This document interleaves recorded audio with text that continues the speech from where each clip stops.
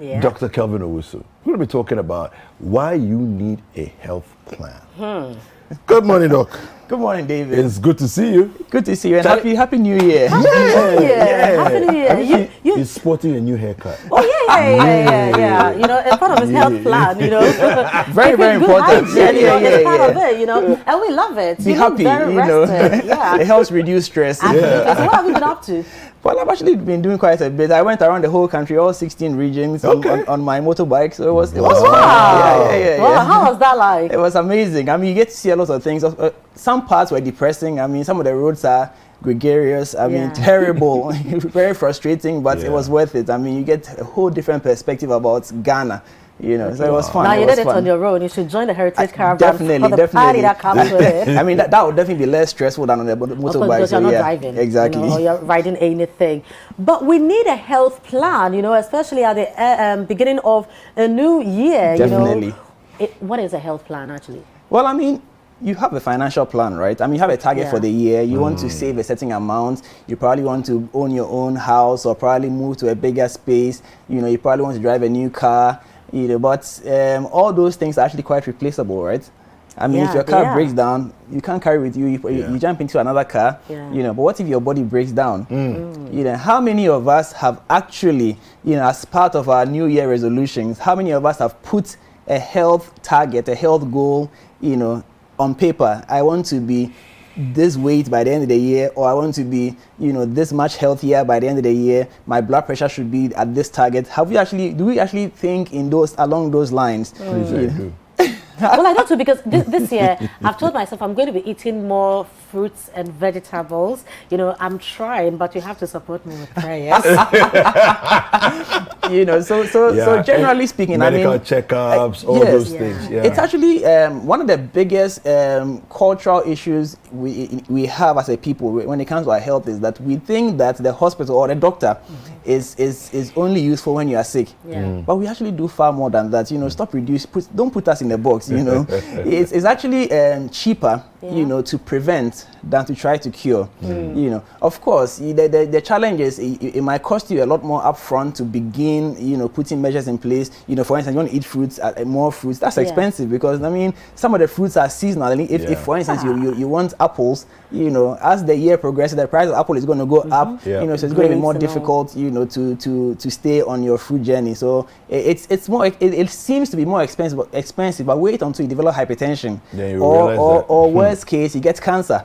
You know, it gets more difficult, you know, because not only are you spending money, now you can't even go and make the money back. You know, so it becomes a double-edged sword. So you are losing money and you don't have the capacity or the energy to go and make the money back. You know, of course, to a large extent, it's a bit difficult to know definitely that my health is going to be this way or that way by the end of the year. You know, but it's important that at least we have a general idea where we want to go.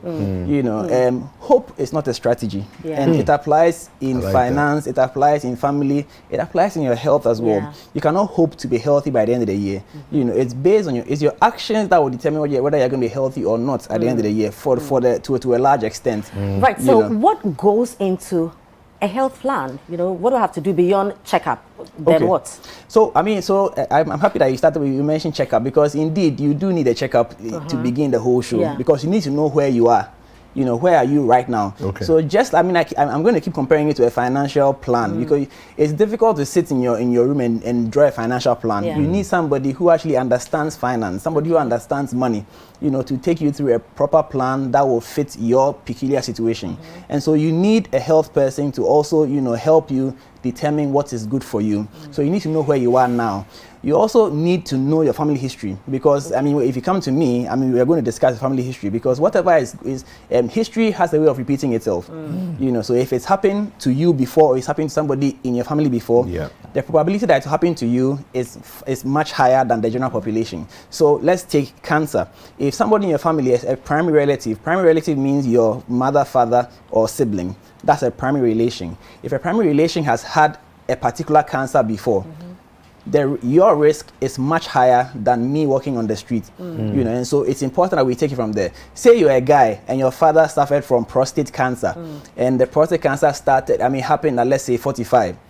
It means that the probability that you develop it earlier is higher. Okay. So you'd want to, start paying attention to some of these things. Okay, so for instance, if my father had prostate, okay, and I'm a woman, does that follow the same trajectory? Does that mean that I'm prone to cancers?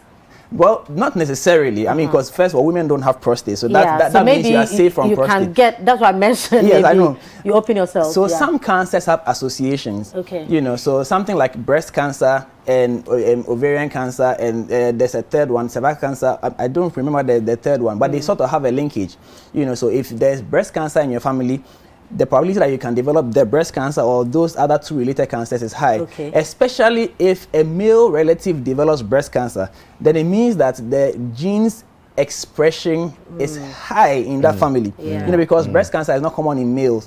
So if a male relative has developed breast cancer, then whether you are a male or female relative, you should be paying particular attention to your breast, because it means that the family, the blood is strong. So you want to make sure that you don't develop it, number one, or if you develop it, you want to catch it early. Because that's the thing with cancer. If you catch it early, it's most of the time 100% curable.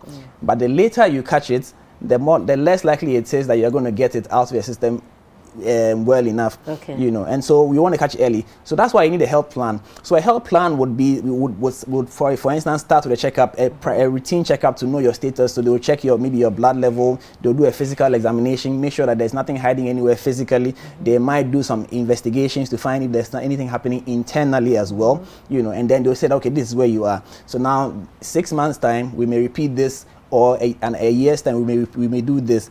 So in between, because we found, let's say, cholesterol level is high, because your cholesterol level is high today, this and this is what you're supposed to do to either maintain the level or bring it down.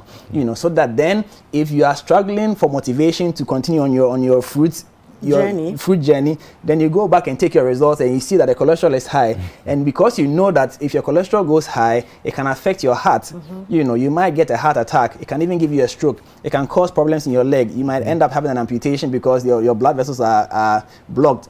When you see all these things, and because of the discussion you've had with your healthcare provider, obviously you're not going to need motivation to continue your fruit and exercise journey, you see. So knowing where you are is the beginning of your health plan, so that you know where you're going. So at the end of the period, let's say your hypertension, your blood pressure is 130/100. Nobody would start your medication for that, even though we call it pre-hypertension, because you have once your blood pressure crosses 90, the bottom one crosses 90, that's pretty much hypertension. But because the top one is not too high, we are not going to treat you per se with drugs. But you are hypertensive. So you need to actually pay attention to your blood pressure. How am I going to bring my blood pressure down? And that would require some dietary modifications. You have to cut down your salt, you have to cut down alcohol, you have to cut down on oily foods, you have to increase your physical activity.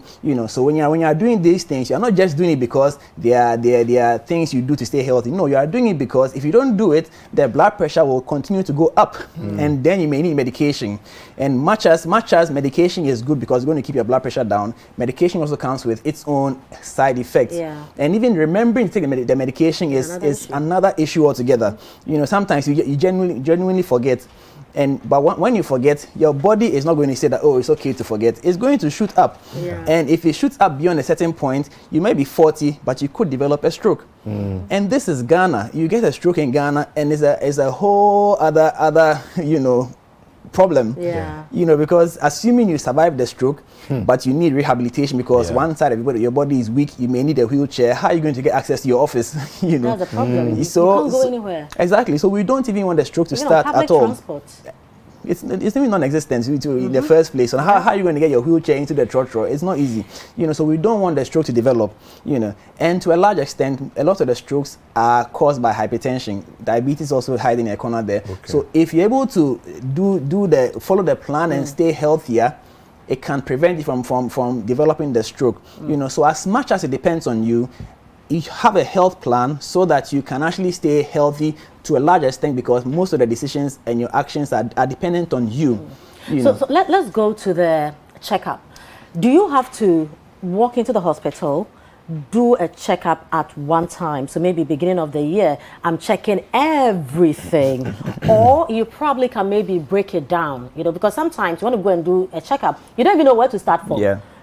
And it all comes back to money. If you want to go to a proper hospital, you really must need some good money on you. How do we do this, taking into consideration financial costs? So I mean, first of all, I mentioned the culture, the cultural aspect. It's not only on the individual side; it's also on the institutional side. A lot of our facilities are not set up in a way to promote wellness. Okay. They are more focused. You see, because we have still not overcome malaria, diarrhea. So a lot of the focus is on curative. Now COVID. Because when you get to the hospital, people are coughing like. It's difficult to even handle those ones, not to talk about now the healthy guys coming in for wellness checkups. Yeah. So to be honest, a lot of our hospitals are not set up in that way. But it's a lot of people are also coming, a lot of institutions are coming up that are also wellness focused, because like I said, if you invest in wellness, it shows in your life span, increasing lifespan for instance, is very, very important. Now the reason why you need a plan is because it's expensive. I mean, it's going to cost you money, and so when you have a plan, then you know that it's going to cost me, let's say 500 Ghana cedis to get a total checkup. So you plan towards it. It doesn't have to be done in January, but at least, like I said, once a year you should get a health checkup so that you know where you are. Then from then on, you can plan for the subsequent events. Now, if you walked into a facility and you say you wanted to do a checkup because to know your status, some of them already have packages available that you can just buy into.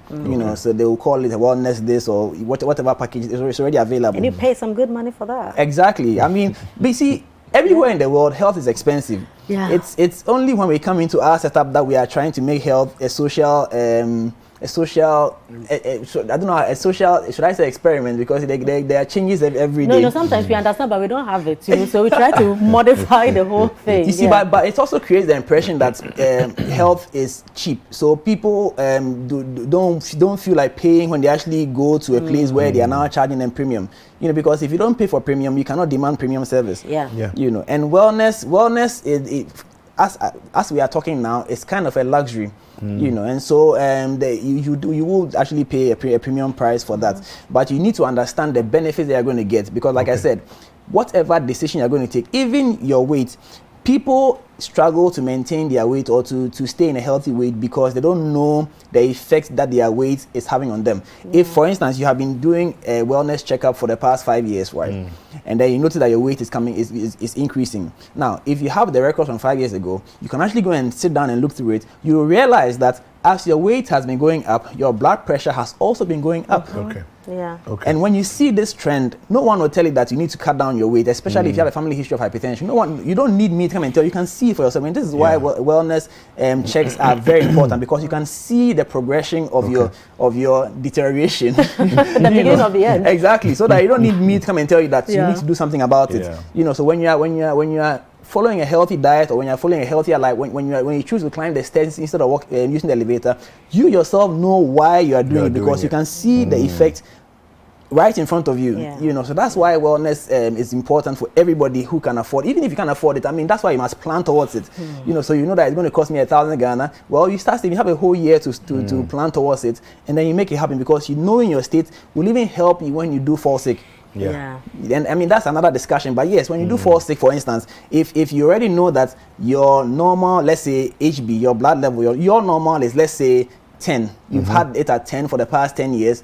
If you come to me, I don't know that that's your normal. So if I see 10, I'll probably prescribe medication for you. But then you will now tell me, oh, it's been 10 for, then, oh, okay, then no need for me. So you see, right there, you are saving money on medication that probably was not important. So you having a wellness plan can help you save money when it comes to treatment for actual ill health. Fantastic. Doc, I think people would definitely want to try and get in touch with you. How do they do that? Well, I'm active on social media, Kelvin Owusu MD, on all social media channels. So you can just reach out and then we can arrange something for you.